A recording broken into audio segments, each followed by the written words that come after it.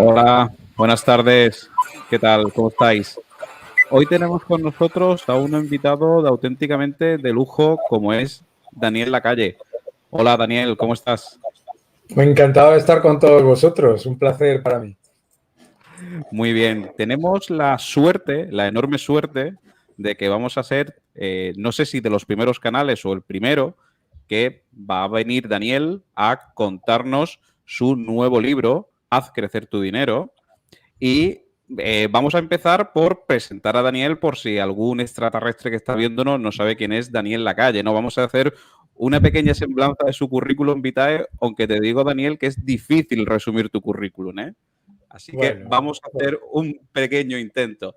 Bueno, Daniel es doctor en economía, profesor de economía global y además gestor de fondos de inversión. Es economista jefe en Tresis, gestor del fondo Adrisa Global, miembro del consejo asesor de la Fundación Rafael de Espino, profesor en el Instituto de Empresa, profesor del Instituto Mises y muchas más cosas que podría contar, pero yo creo que no merece la pena. También Daniel es autor de libros que alguno inclusive hemos comentado en Locos de Wall Street, como Nosotros los Mercados, que Edgar hizo una pequeña semblanza. Y Daniel, la primera pregunta es obligada. ¿Cómo le aconsejas a nuestros seguidores que hagan crecer su dinero? bueno, lo primero que hago en este libro es recopilar la experiencia con grandes gestores de todo el mundo y es un homenaje a los gestores en general, a todos los que, como vosotros, estáis pues luchando cada día por batir a la inflación y generar un poco de rentabilidad. Entonces, obviamente, el libro lo primero que le explica al inversor es que tiene que conocer su perfil de riesgo, ¿verdad? Yo creo que esto seguro que lo comentáis con mucha regularidad, que la gente muchas veces piensa pues que generar rentabilidad es exactamente igual para todo el mundo y que todo el mundo tiene la misma tolerancia a la volatilidad y al riesgo, y no es así, ¿verdad? Entonces, lo primero que hago es explicar la importancia de conocer bien tu perfil de riesgo y tu plan para tener qué es lo que quieres hacer con tu dinero y entonces crear un plan para poder batir a la inflación, poder generar una rentabilidad consistente y distintos instrumentos para hacerlo, ¿no? El libro trata pues desde renta variable a renta fija, criptomonedas, etcétera, etcétera. Espero que sea del interés de los que nos están viendo. Ujú.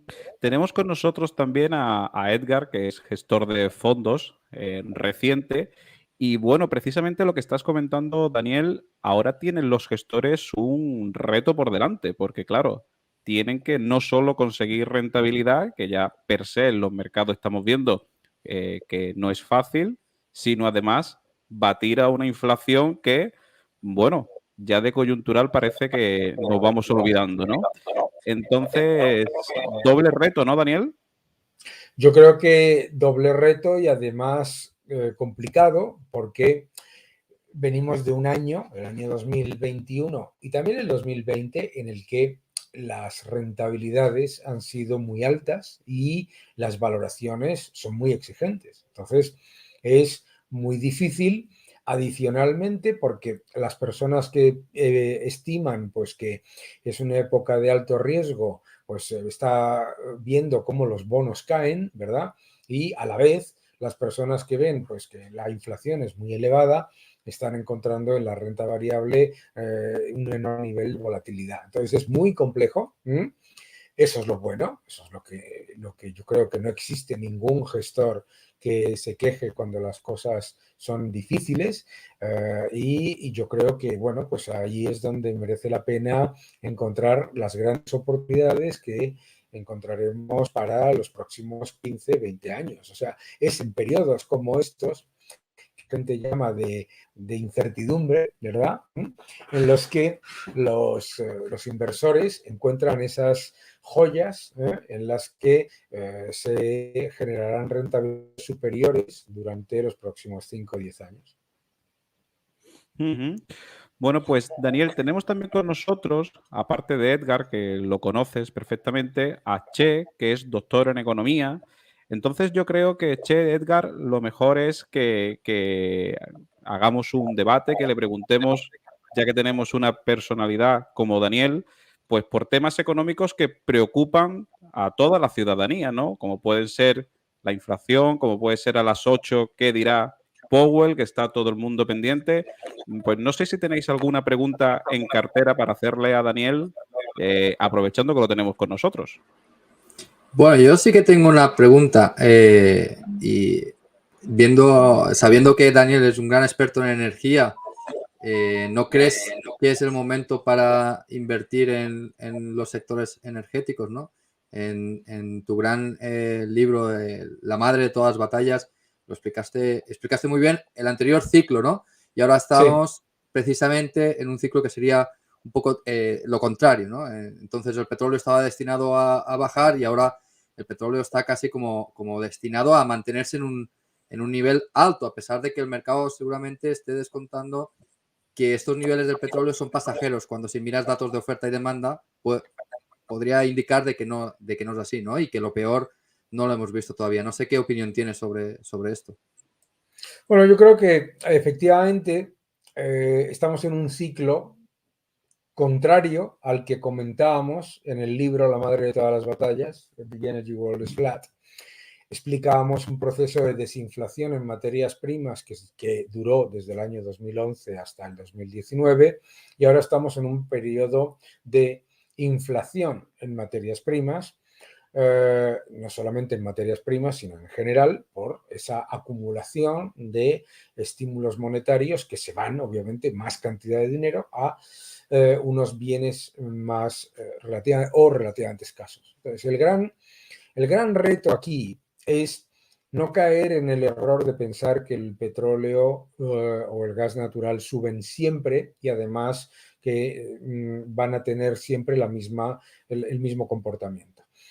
¿Qué es lo que estamos viendo? Yo creo que lo primero, ¿no?, es bien evidente. El pico de las materias primas más o menos se alcanza en marzo de 2022. En marzo de 2022 todavía tienes el empuje inflacionario más unas estimaciones de crecimiento muy fuertes para el mundo, lideradas por China, Estados Unidos, etcétera. ¿Qué es lo que pasa? Que desde marzo vemos enormes rebajas de las estimaciones de crecimiento, por lo tanto la demanda de petróleo se revisa a la baja. Pero lo que es interesante, en línea con lo que tú comentas, es que el desplome que debería haberse dado en un entorno de normalización monetaria en las materias primas ante semejante revisión a la baja de las estimaciones de crecimiento y de demanda, lleva a las materias primas a rebotar básicamente en un soporte muy superior a los niveles a los que estaban en principio de año o el año pasado, ¿no? Entonces yo creo que ahí es donde está la clave. Es decir, no empezar el petróleo se va a ir a 150, a 160 o a 170, el precio del petróleo, para que hagamos una idea, para llegar a los niveles a los que llegó en el año 2008 en términos reales. En el año 2008, acordaos que llegó alrededor de $130 el barril. En términos reales tendría que estar hoy a niveles de 190, $200 el barril para llegar a ese nivel. Estamos muy lejos, por lo tanto.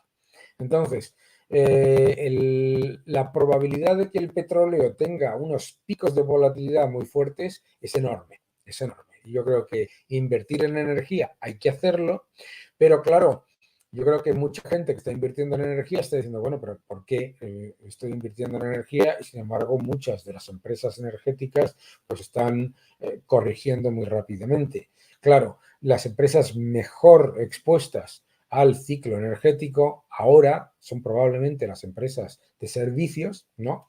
Y sobre todo las líderes, que están fundamentalmente en Estados Unidos, y las empresas más expuestas a la parte de exploración y producción más que refino y marketing. Es decir, menos las empresas integradas, que siempre son muy malas en general para jugar el precio del petróleo, los que me hayáis leído, y mucho más las empresas, digamos, más de servicios y de explotación y producción, ¿verdad? Che, querías comentar alguna pregunta, ¿verdad? Para Daniel. Sí, Daniel, buenas tardes. Te quería hacer la pregunta del millón. De la pregunta simple, pero muy complicada de contestar, entiendo. Estamos en una situación en que los tipos de interés los van a subir, parece ser sí o sí, pero ¿tú eres partidario de una vez colorado o de ciento amarillo?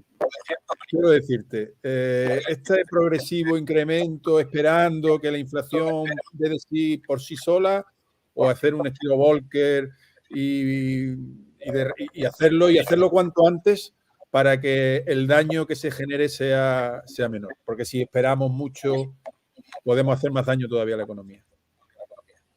Es una excelente pregunta. Hay tres escuelas de pensamiento, ¿no?, sobre este tipo de ideas. La primera es la keynesiana, que es lo que estamos viviendo, que sea todo muy gradual, no vaya a ser que haya problemas y que luego genera muchos más incentivos perversos. Hay otra escuela que me parece interesante, que es el fisherianismo, ¿verdad?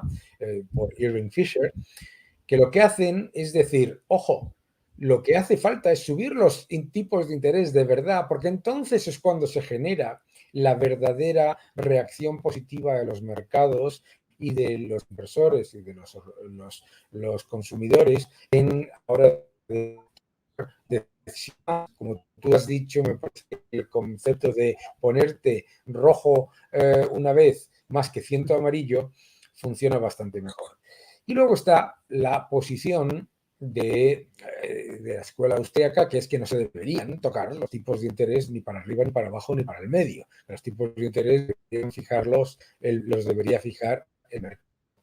Por lo tanto, en la situación actual, es absolutamente clave que los bancos centrales hagan tres cosas, en mi opinión. La primera, dado que no van a hacer lo que diría la escuela austríaca, ni lo que va a hacer, ni lo que dirían los seguidores de Irving Fisher, lo que deberían desde luego hacer es evitar el incentivo perverso que genera históricamente el concepto que tú has dicho de ciento amarillo, que es, no lo van a hacer, ¿verdad? No se van a atrever porque los estados están tan endeudados y el nivel de deuda de los mercados es tan alto y la reacción de las bolsas va a ser tan agresiva que no se van a atrever. Y por lo tanto, el incentivo perverso ante eso es lo que se ha hecho durante una década, lo que vosotros seguro que lo habéis comentado, que es que la gente dice más, ¿no? O sea, tomo más riesgo, compro buy the dip, compro las correcciones, etcétera, etcétera. Por lo tanto, los bancos centrales tienen que dar un mensaje contundente de que de verdad les importa la inflación. Y segundo, lo que nunca deberían hacer es lo que hizo la Reserva Federal en el año 2018, que es, ante una oportunidad histórica para subir los tipos de interés sin que tuviese un impacto en la economía real, una corrección de nada en los mercados financieros, en la bolsa, en particular, les llevó a cambiar radicalmente a 180 grados su política. Y esa pérdida de oportunidad estamos arrastrándola todavía y se han creado muchos desequilibrios en la economía. Por lo tanto, en mi opinión, deberían subir los tipos en menos tiempo, más, es decir, más subidas, no de 50 puntos básicos o 25, sino de 75 puntos básicos, menos veces, ¿de acuerdo? Por lo que tú has comentado, yo veo una analogía muy grande con respecto al tipo de interés y la deuda pública. Es decir, lo que tú acabas de comentar de que hubo un momento en que hubo una oportunidad de subirlo y no se subió, con la deuda pública pasa un poco lo mismo, ¿no? Cuando hay oportunidades de reducir la deuda pública, nunca se reduce todo lo suficiente. Y entonces es como que vamos haciendo máximos cada vez mayores, ¿no? Claro. O sea, bajando menos y subiendo más, bajando menos y subiendo más. Y nos encontramos con una deuda pública con respecto a la crisis anterior del 2008 disparada, pero en la misma situación. Es un poco lo que ha pasado con los tipos de interés, que teóricamente no debería pasar porque lo hemos hecho independiente, pero al final resulta que no son tan independientes los bancos centrales. Ahí está la cosa. Ese es el problema. El problema es que en la teoría de Taylor o la teoría de la independencia de los bancos centrales, no existiría esta dicotomía que estamos ahora mismo, este problema que estamos comentando. ¿Por qué? Porque con la inflación al 8 y pico % en Estados Unidos, es que no tendría que haber ningún tipo de debate de si 25 o 50 puntos básicos. O sea, no existiría el hecho de que nosotros, todos los que estamos viendo esta charla, vamos a estar esta noche escuchando a ver cuántas veces se dice la palabra recesión en la Reserva Federal, cuántas veces se dice la palabra inflación o esto para deducir si se va a hacer o no se va a hacer lo otro. Sería automático. Claro, el haber sido tan discrecional en las subidas y bajadas de tipos y la expansión cuantitativa, que era un programa excepcional que se ha mantenido como ya la norma, ha llevado a que los estados se nieguen a reducir el déficit. En Estados Unidos, la administración Biden ha presentado un presupuesto que, si te crees los ingresos, yo no creo que no se los crea ni ellos, que si te crees los ingresos, reducirá el déficit a $2 billones a final de la década. Es decir, estamos hablando de estados que se niegan a reducir el déficit. Por eso, como tú bien dices, ¿qué es lo que pasa? Que esos estados, en época de crecimiento, no reducen la deuda porque, entre comillas, reducen el déficit, que es reducir el ritmo de aumento de la deuda, no reducir la deuda. Y, a la vez, en épocas de crisis dicen, no, es que hay que gastar, ¿no? Entonces, claro, se convierte efectivamente en un incentivo perverso y, claro, por eso los mercados reaccionan como hablábamos antes. Claro, están viendo que el gobierno de España, el gobierno de Italia, el gobierno de Francia se niegan a reducir su aumento de endeudamiento, ven el nivel de endeudamiento y la realidad de solvencia de esos países y dicen, el Banco Central Europeo no va a subir 5 veces los tipos de interés. Claro, porque se une el problema que tú dices, falta de independencia de los bancos centrales, más el problema de discrecionalidad en las medidas monetarias, más el incentivo perverso de, mientras los tipos de interés reales sean negativos, a endeudarse, que el dinero es gratis. Daniel, volviendo a tu libro, hacías un alegato a él, a los gestores, de cómo tienen una labor de dar rentabilidad, de obtener rentabilidad para sus partícipes con los distintos instrumentos, renta variable, renta fija, incluso has nombrado criptomonedas, que después te preguntaremos por ello. ¿Cómo ves tú algo que dentro de la comunidad inversora y en Locos de Wall Street lo hemos comentado muchas veces, de la situación actual de la indexación? Porque, claro, los gestores, al final, hay una política, hay un movimiento que piensa, y lo hemos discutido mucho, que la fórmula mejor para un inversor particular es la indexación, mientras que otra defiende el alfa que puedan obtener gestores con los distintos instrumentos, renta variable, renta fija y demás. Precisamente entiendo que tú en tu libro hablarás algo de esa búsqueda de rentabilidad de los gestores versus la indexación. No sé cuál es tu postura en ese eterno debate. Bueno, ya, como los que me seguís sabéis, yo empecé en gestión en Citadel, en Chicago, y luego estuve en Ecofin y luego en PIMCO, ¿no? Y claro, una de las cosas que te das cuenta cuando estás en el mercado financiero es que dices, hombre, pues la indexación parece relativamente cómodo, pero ¿qué valor añadido está aportando ese gestor? ¿Cuál es tu valor? ¿No? ¿Sabes? Y yo digo, si yo soy un ETF andante, pues con todos mis respetos al que quiera hacerlo, pues el problema que tienes es que estás diluyendo tu valor y sobre todo, ¿por qué? Yo lo que veo, mi opinión, es que hay los gestores en general que tienen las ideas claras y que son buenos y les gusta y entienden, oye, pues ¿por qué tienes que indexarte? No pasa nada por indexarte, pero creo que se pierde mucho talento en ese supuesto confort de esconderte detrás de un índice. Ahora, también entiendo que en periodos de represión financiera en las que el mercado y los inversores y los clientes de muchos de estos gestores lo que básicamente ven es que sube mucho la bolsa y yo quiero que suba mi cartera exactamente lo mismo que la bolsa. Lo que le está diciendo al gestor es, por favor, indéxese. Bueno, entonces obviamente, oye, estamos aquí para defender lo que quieren los clientes. Pero claro, eso también tiene un efecto, digamos, negativo, que es que cuando las cosas no van exactamente como la gente percibe, pues un fondo 100% indexado o un fondo que sea la réplica de un índice, lo que termina pasando es que pues, no te está ofreciendo ningún tipo de protección con respecto a entornos más complicados.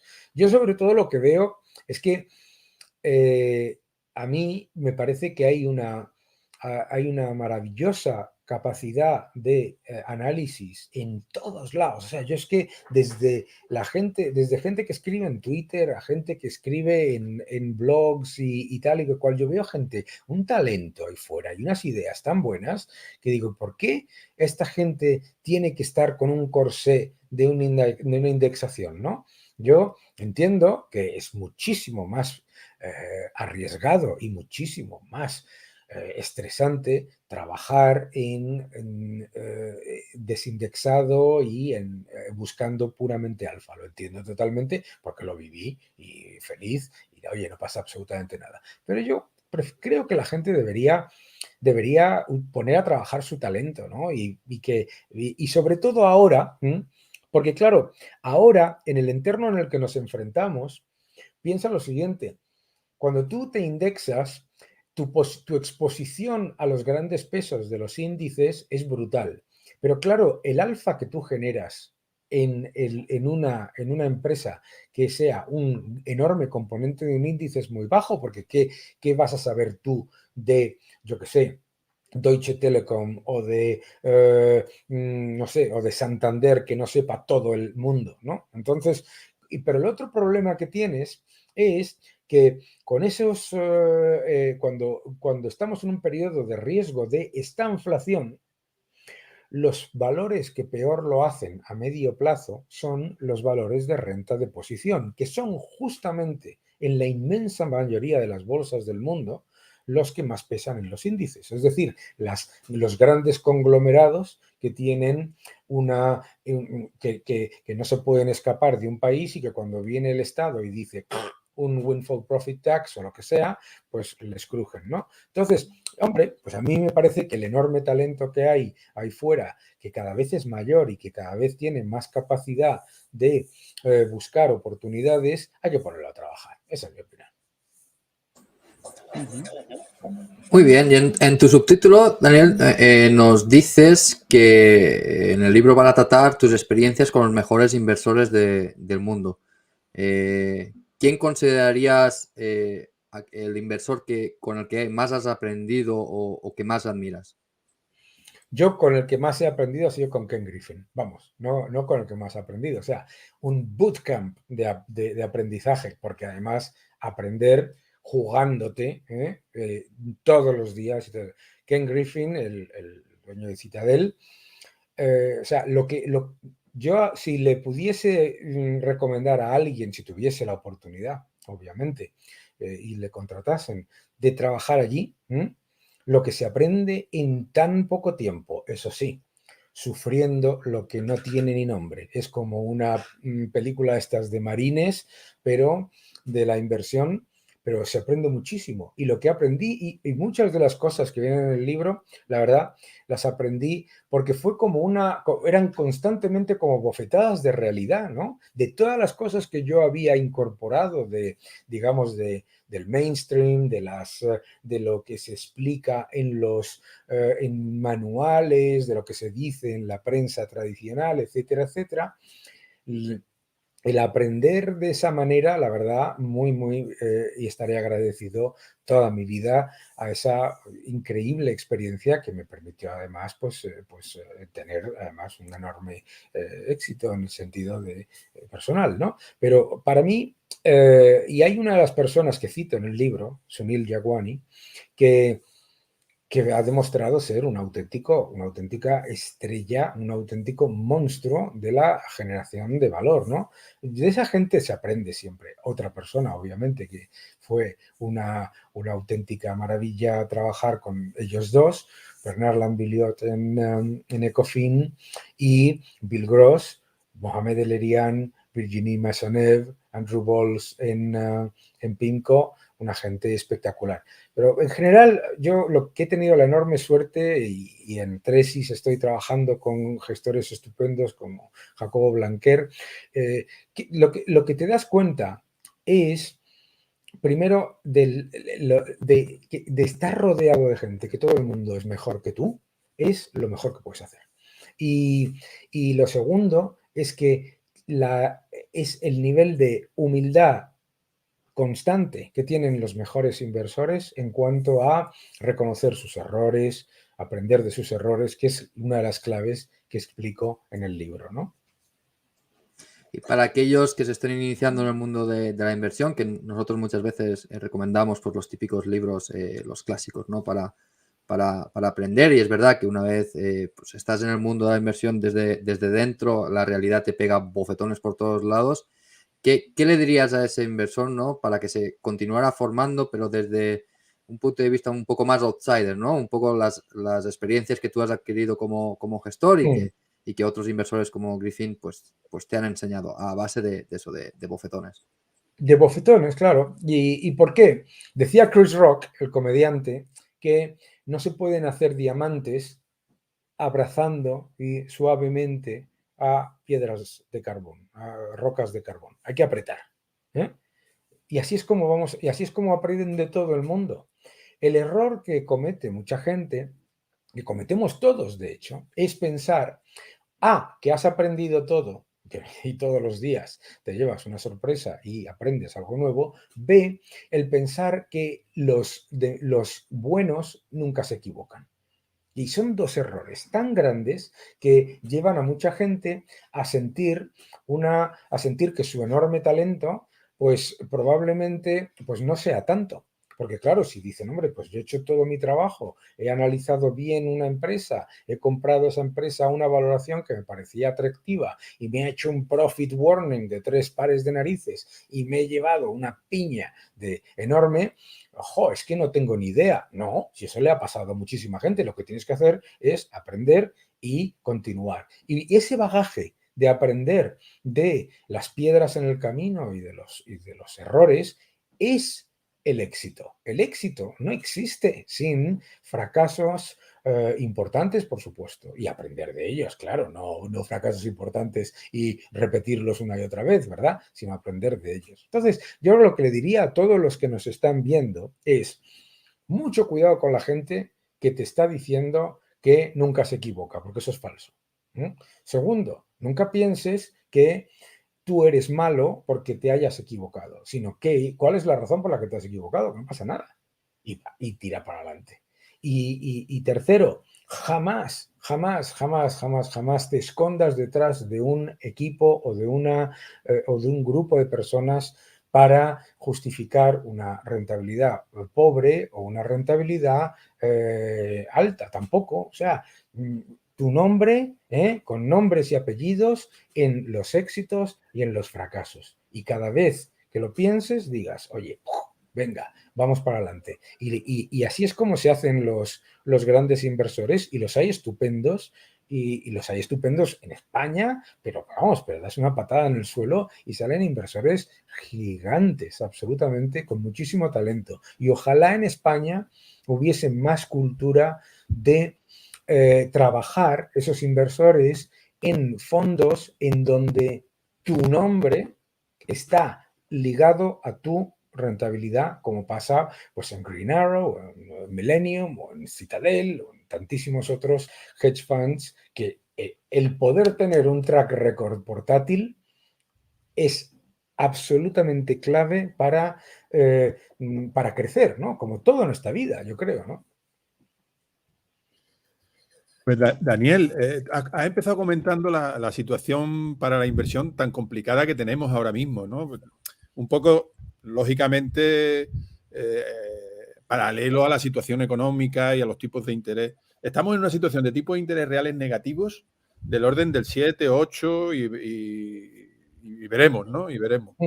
Estamos en una renta variable a la que nos hemos acostumbrado a múltiplos el doble de la media histórica. Y lo justificamos. Y verás todos los días justificando prácticamente el doble de múltiplo cuando claro, porque hacemos unas cuentas, ¿no? Dentro de 2 años con el crecimiento, con no sé cuánto, y encima además, como es muy bueno, entonces lo valoro más, en fin, y ya nos hemos acostumbrado a eso.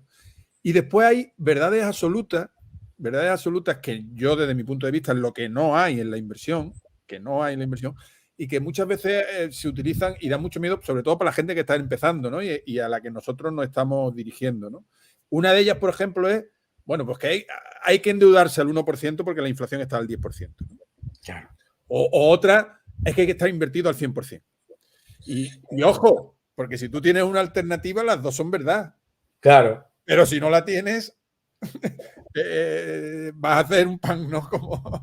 Entonces, efectivamente, esa verdad absoluta me da mucho miedo, sobre todo por lo que se transmite, ¿no? A la gente que está empezando, porque estamos en una situación, como tú bien decías al principio, muy, muy complicada. Completamente de acuerdo. Mira, esa idea de las verdades absolutas es como eso, los tipos están al 1%, ponte a comprar casas. No, hombre, ¿no? ¿Sabes? Los tipos están al 1%, ojo, que una hipoteca de $500,000 de euros al 1 y pico por ciento te sube. Hoy, esta mañana he tenido esta conversación con una persona que me ha dicho, ¿cómo? ¿Que los tipos pueden subir al 2%? Pues yo me arruino, ¿no? ¿Sabes? Digo, ¿y usted de verdad no se cree que los tipos van a subir al 2% con la inflación al 8%? ¿No? Y que esa vivienda que te acabas de comprar puede bajar. Y esa, claro, es para los ciudadanos es muy difícil entender que hay una conexión directa entre tipo de interés, condiciones de crédito y precio de los activos. Entonces, claro, ¿cómo no van a estar? ¿Cómo no van a estar las acciones del Nasdaq a 50, 60, 70 veces PER cuando el bono a 10 años de Alemania está a negativo a 30 años? Claro, o sea, ahí está tan cara la renta fija en la parte que se supone que es más segura que vamos cada vez tomando más riesgo y aceptando valoraciones más exigentes a cambio de rentabilidad más baja o por lo menos de una rentabilidad más volátil, ¿vale? Entonces, claro, ¿qué es lo que pasa? Pues que no existen esas verdades, digamos, que son generales para todos, ¿no? O sea, hay gente que que puede tomar un poco de deuda, oye, pues adelante, que lo puedan hacer, y otra que no debería hacerlo, y de hecho, has dicho tú una cosa muy importante, los inversores cuando empiezan son precisamente los que menos deben entrar en esos límites que tú acabas de comentar, ¿no? El de apalancarse masivamente, porque las cantidades que pueden perder son brutales y nos olvidamos de los margin calls, etcétera, pero que claro que no hay esas verdades absolutas y por supuesto las valoraciones a las que nosotros estamos dispuestos a invertir tienen que estar ajustadas a nuestro perfil de volatilidad y a nuestro perfil de capacidad de riesgo. Escuchaba el otro día a una persona decir, a mí me da igual si Amazon cae un 20% porque yo quiero cosas que crezcan mucho, vendan mucho y tengan mucho. Bueno, pues lo puedo aceptar, pero es una persona que tiene volatilidad, riesgo y valoración imbuidas dentro de su decisión.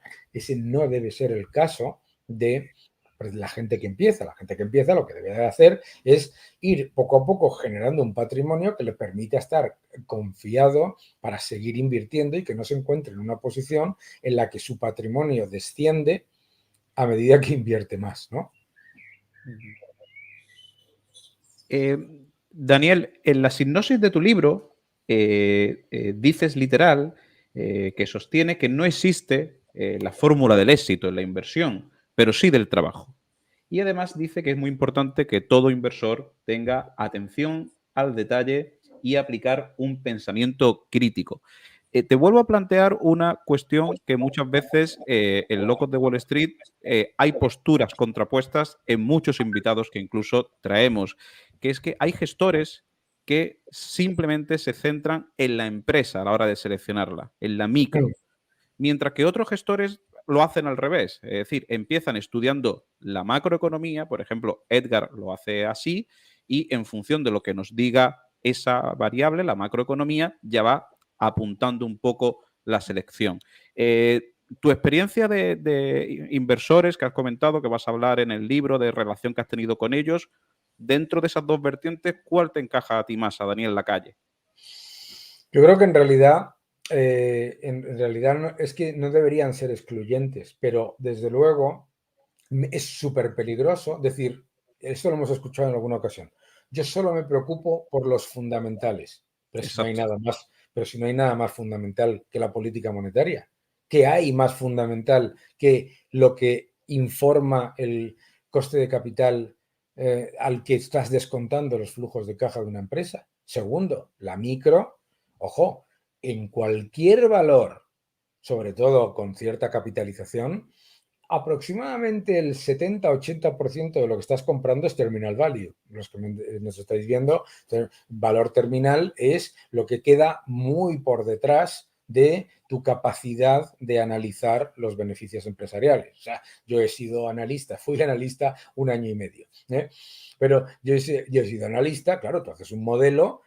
¿Qué capacidad tienes tú de analizar los beneficios empresariales de Exxon a 20 años? 0. Entonces tú tienes un periodo de análisis de 4 años y a partir de 4 años le pones pues unas estimaciones más o menos, tal cual, bien, pero eso es lo que estás comprando terminal value, ¿no? Y si tú haces el análisis en la inmensa mayoría de las acciones que compras, nosotros, por ejemplo, en Citadel teníamos un programa, se llamaba, y también lo tenemos en Tresis y lo tuvimos en Pinco, que se llama Barra, en el que tú pones un valor y te dice cuánto de lo que compras es exposición a los tipos de interés, exposición al petróleo, exposición a la prima de riesgo del país en donde está la sede de la empresa. Ojo, muy importante esto, incluso en empresas que venden el 90% de sus, o el 100% de lo que venden fuera de su país, etcétera, etcétera, etcétera. Entonces, y resulta que la parte que, digamos, es de Daniel Lacalle, la parte que es del gestor, la parte que es del análisis profundo de la micro, pues en los valores con mayor volatilidad idiosincrática, que le llamábamos, pues a lo mejor es el 40%. Es decir, que tienes que analizar la macro sí o sí. Porque además, claro, imagínate, pues tú dices, bueno, a mí no me importa la macro, así como vas a valorar un banco. ¿Cómo vas a valorar una empresa automovilística? ¿De verdad me estás diciendo que vas a valorar una empresa automovilística sin saber cuál es la macro, sin saber cuáles son los tipos de interés a los que la gente va a comprar el coche, sin saber cuáles son los niveles de capacidad de endeudamiento de las familias que son los que compran automóviles? O sea, que habrá alguna empresa en la que la micro sea a lo mejor el 60% de lo que tú estás comprando. Pero, por ejemplo, te voy a dar un ejemplo. Yo tengo buenos amigos en un fondo de inversión que es muy polémico ahora, que se dedica a comprar empresas tecnológicas muy nacientes, ¿no? Entonces ellos se dedican a analizar solamente la micro, ¿verdad? Pues si tú pones en ese fondo los valores que tiene en un programa de análisis de cuál es su exposición a factores de riesgo externos, el que menos tiene exposición a eso es aproximadamente, el que tiene menos exposición es aproximadamente del 50%. No sé si ha habido un momento que se ha cortado esto. No.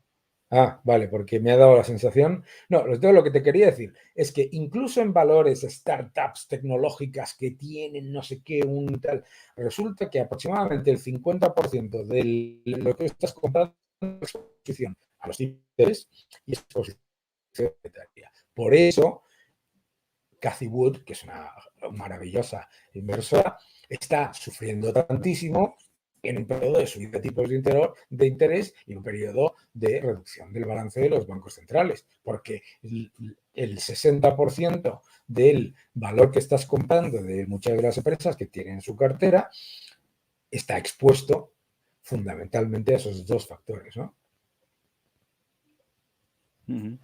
Edgar, tenías tú una pregunta precisamente sobre hedge fund, ¿no? Sí, yo volviendo un poco a lo que decía antes Daniel, sobre que en España hay mucho talento, bueno, en el mundo en general hay mucho talento de inversores y que tendrían que poner su nombre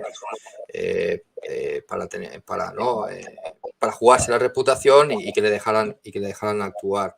Pero pasa una cosa en España y en Europa en general, y es que la estructura de hedge fund, que es muy común en Estados Unidos, aquí no es nada común. De hecho, las legislaciones y las normativas y el pozo de ahorro, ¿no? No es fácil levantar un hedge fund. Yo mismo tengo la intención de abrir un hedge fund el año que viene, pero he tenido que empezar con un mutual fund, que ya sabemos que las restricciones para el gestor en un fondo de inversión normal, pues muchas veces te impiden generar ese alfa para lo que te pagan tus clientes, ¿no? Y me gustaría saber tu opinión sobre esto, ¿no? La diferencia que hay en el mundo anglosajón y europeo con respecto a los hedge funds. Tienes toda la razón. Por eso, cuando yo, ya mayorcito, dije que me apetecía o que quería hacer un cambio, entrar en el mundo de la inversión, primero me voy a un banco de inversión, me hacen una oferta en Londres y después, cuando me hacen una oferta de un fondo de inversión, es en Estados Unidos. Sí, es verdad, sí. Pero lo que es verdad es que también mucha de esa gente que está en España y que todo eso, y bueno, pues sí, efectivamente, pues si quieres triunfar en Hollywood, te tienes que ir a Hollywood, ¿no? Si quieres trabajar en el mundo de los hedge funds, efectivamente, podrás, a lo mejor sufriendo mucho, conseguirlo en España, es prácticamente imposible, tienes que hacerlo fuera. Y tienes que hacerlo fuera, y no es fácil, claro que no es fácil. Si fácil no es nada, claro que no es fácil. No vamos aquí como si fuese esto como si llegases allí y de repente te contratase Easy Engelander. Pues no. ¿Sabes? Tienes que buscar muchas, y además tienes que dar 2 pasos para atrás para ir a 2 pasos hacia adelante. Es muy complicado. También lo entiendo que hay muchísima gente que dice, yo no quiero trabajar en eso ni muerto. O sea, el día que yo entré en Citadel, salían por la puerta, creo que eran 12 personas con sus cajas despedidos, ¿no? Ya mucha gente dice, yo no quiero trabajar en ese entorno. Perfectamente legítimo. Pero vamos, efectivamente, si quieres, se puede. Ahora mismo hay una enorme demanda, también hay una enorme oferta pues ya te digo, desde Millennium hasta cualquiera de los Caxton, UBS Asset Management, muchos de los... Claro, lo que pasa es que es verdad que mucha gente le dicen, bueno, tienes que trabajar market neutral, beta neutral. Y dicen, una porra, no quiero. Bueno, lo entiendo. También lo entiendo, ¿eh? Si fácil no es. A ver, fácil no es. Ahora, en 2 años, vamos, yo tengo... algunos salen en el libro, en 2, 3 años haces tu vida y tu carrera y aprendes más que nunca y haces tu patrimonio. Si lo consigues. Yo me refería más bien, Daniel, al gestor que quiere montarse el fondo por su cuenta, ¿no? Nada, eso olvídalo. Claro. En olvídalo Europa un hedge fund es nada. Sí, perdón. muy difícil. Sí. Muy difícil, ¿no? Y además hay otro problema, claro.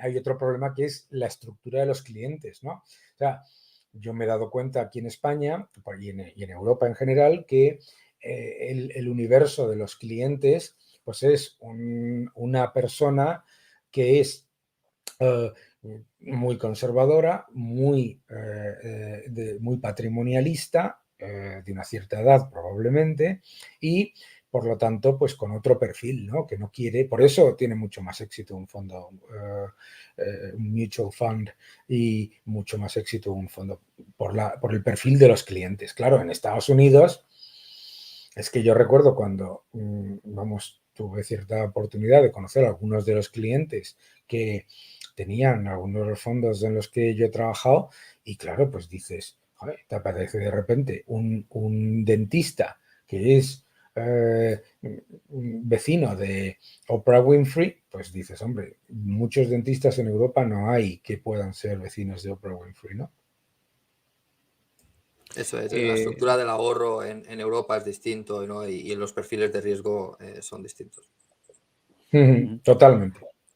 Daniel, hay muchas preguntas muy interesantes de nuestros oyentes. Nos gusta terminar los programas con preguntas que no hacen en directo y que vamos seleccionando. Tenemos pactado con Daniel, por motivos de su apretada agenda, estar 1 hora con él. Así que, si te parece, vamos a empezar con preguntas de los espectadores. Pero antes yo te quería hacer una pequeña píldora, que es que has comentado al principio, dentro de los activos que tienen que tener los gestores, que también comentas en tu libro las criptomonedas. No sé si nos podrías dar una pincelada que piensas, porque es otro, digamos, activo que genera polémica porque hay gestores que no los consideran y como ejemplo hemos tenido a Warren Buffett muchas veces, pero sin ir más lejos este mismo sábado en la conferencia de BRK. ¿Cuál es la opinión de Daniel Lacalle sobre criptomonedas? La mía es que tener un porcentaje de criptomonedas es importante, un porcentaje que no vaya a tener un impacto brutal sobre tu patrimonio y conociendo la volatilidad y el riesgo, hay que tener una parte. Y hay que tener una parte porque el entorno monetario está cambiando y está cambiando a toda velocidad y como en todo, pues hay que generar una cierta experiencia en ese mundo descentralizado.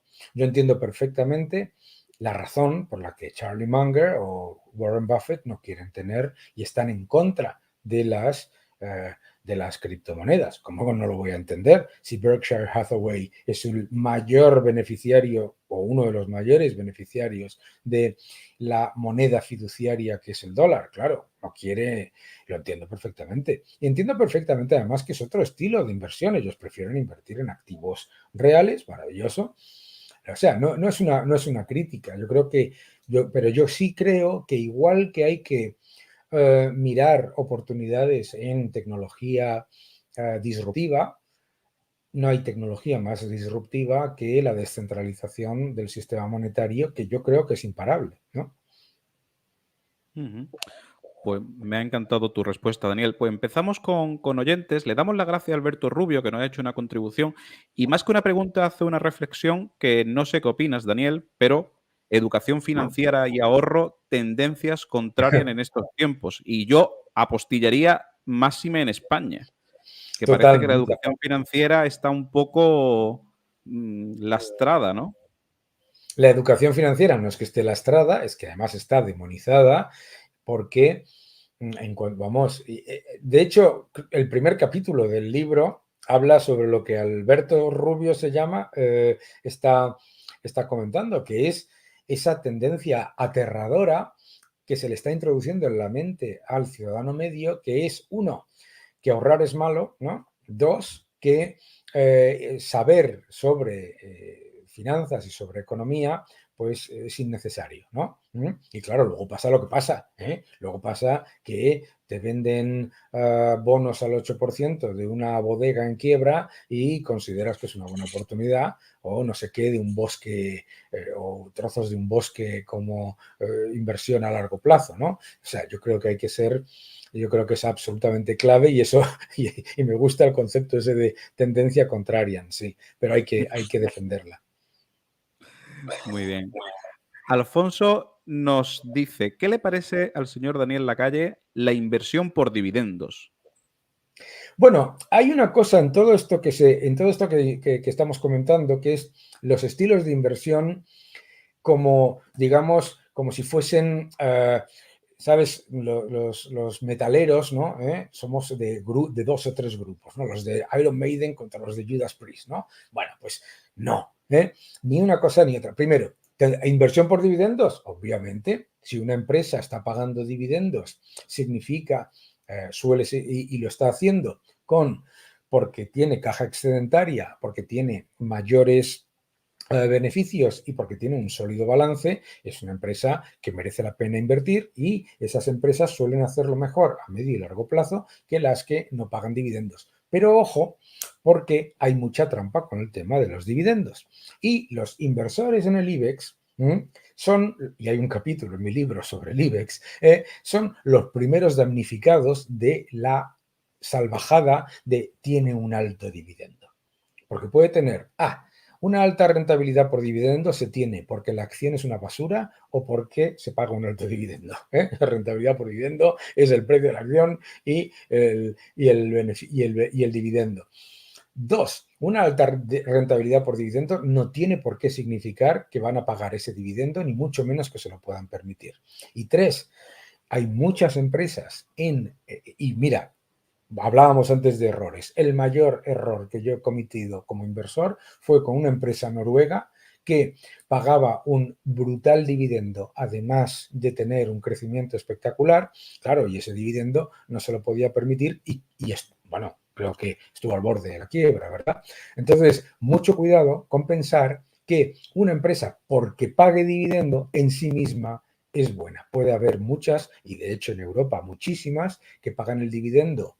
1, endeudándose. 2, con una caja que no es suficiente comparado con la rentabilidad que generan sobre el capital empleado. Y 3, ojo, mucho cuidado, seguro que Alfonso no lo hace, con esas empresas que te pagan el dividendo en acciones que no cancelan. Que eso significa invitarte a cenar con tu propia cartera. Entonces, esas ni tocarlas.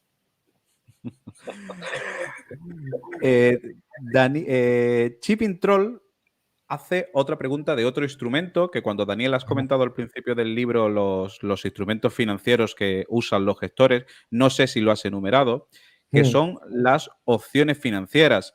Volvemos a Warren Buffett. Warren Buffett, su frase célebre de que son los derivados armas de destrucción masiva.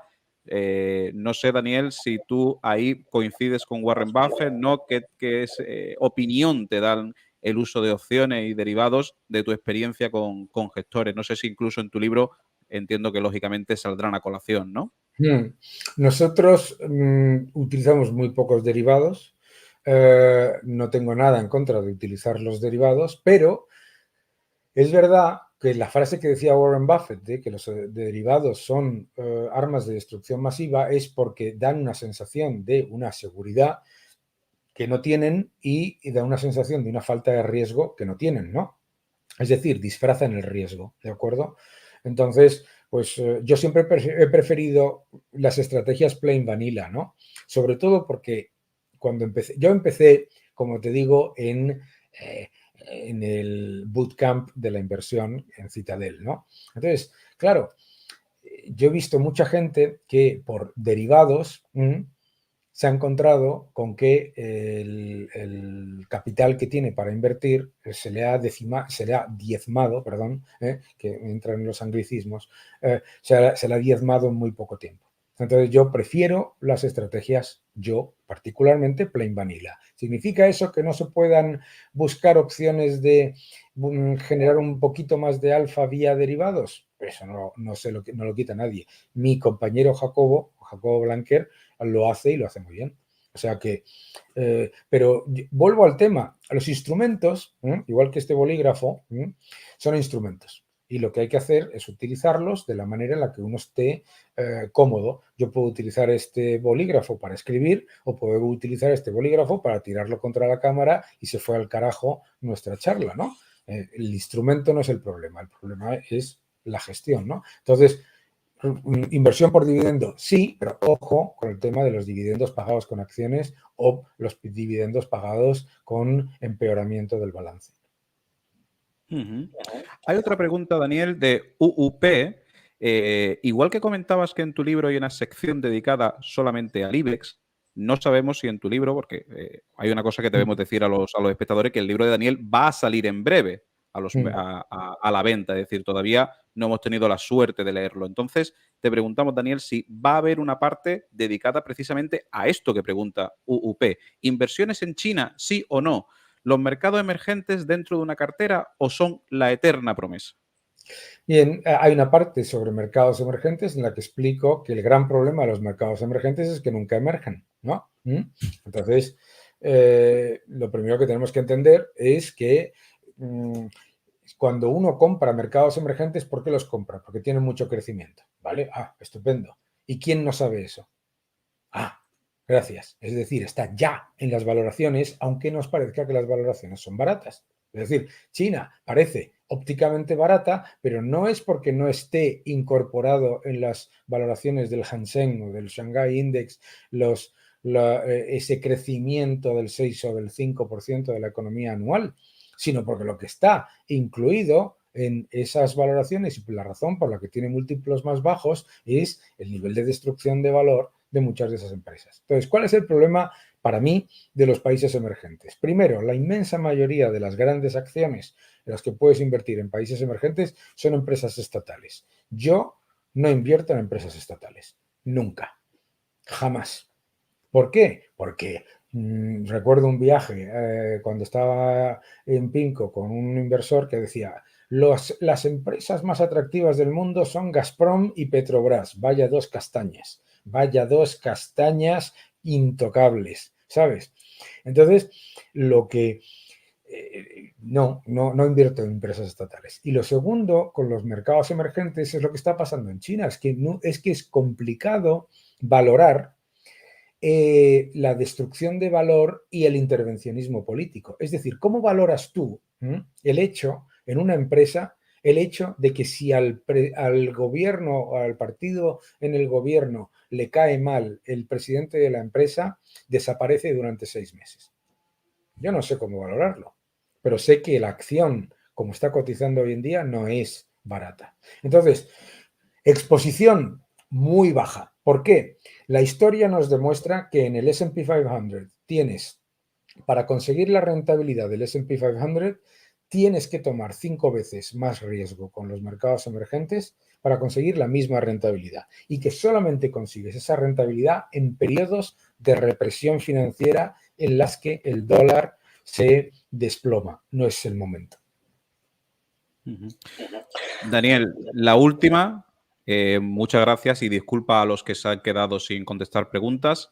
Esta de Daniel Castrillejo, que es miembro de nuestra comunidad muy importante. Daniel, ¿crees que hay manera que la gente comprenda que para vivir mejor como sociedad hay que bajar al mínimo el gasto público? Sí, la gente lo entiende. Y una de las razones por las que yo soy relativamente influyente y gente como Juan Rayo y otros lo son, es precisamente porque la gente lo entiende. Lo que pasa es que políticamente es muy difícil de justificar porque hay... pero fíjate una cosa muy curiosa, ¿eh? O sea, en España... Mariano Rajoy ganó las elecciones diciendo que iba a reducir el gasto público masivamente y con mayoría absoluta. Otra cosa es que luego, en fin, luego no lo hizo, ¿vale? Pero ganó las elecciones. Eso quiere decir que la gente lo entiende y la gente lo entiende perfectamente. ¿Y sabes quién lo entiende mejor de todos? Que esto es una sorpresa que me he llevado yo siendo relativamente conocido, los funcionarios públicos. Porque los funcionarios saben que si se dispara el gasto público y se dispara el número de funcionarios, el riesgo lo tiene su puesto de trabajo de aquellos que se han ganado su oposición, etcétera. Por lo tanto, yo creo que sí, pero claro, obviamente es complicado. Perfecto, Daniel. Yo creo que ahí me has dado, porque yo siempre digo, ¿y tú por qué eres liberal si eres funcionario? Digo, es que soy liberal precisamente porque soy funcionario. Claro. Y de lo que tú acabas de decir, también conozco la ineficiencia del Estado.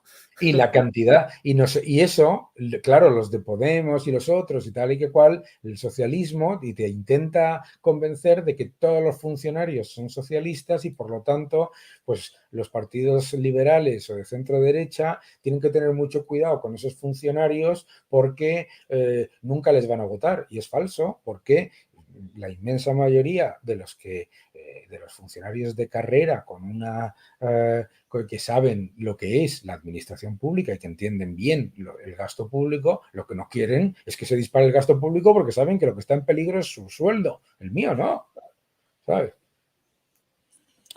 Bueno, pues hemos disfrutado muchísimo de esta entrevista con Daniel. Yo supongo que como todos los espectadores que están viéndonos y como mi compañero Che y Edgar, se nos ha hecho cortísima porque da gusto escuchar a Daniel. Te damos las gracias, Daniel, por haber tenido la deferencia con la comunidad de Locos de Wall Street y habernos dado unos retazos de lo que va a ser tu libro. Ya sabéis, Haz crecer tu dinero. El 11 de mayo ya está disponible. Ya podéis reservarlo en Amazon, Casa del Libro, etc., etc.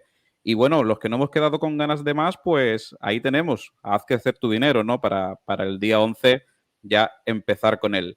Daniel, también te agradecemos lo que tú has comentado, es decir, el papel que haces en la sociedad en pos de la educación financiera. Pones un gran grano de arena, nosotros ponemos un grano muy pequeño, pero es verdad que personalidades como Juan Rayo, como tú, hacéis mucho por la educación financiera que falta le hace a este país. Así que, Daniel, lo dicho, muchísimas gracias por haber estado con nosotros hoy y que tengas mucha suerte con tu libro, que seguro que no la vas a necesitar. Muchísimas gracias a todos vosotros. La verdad es que ha sido todo un placer, me lo he pasado genial y seguid invirtiendo y generando riqueza en este país. Muchísimas gracias. Muchas gracias. Bueno, Daniel. pues nos despedimos con todos. Un fuerte abrazo. Un Chao. abrazo. Chao.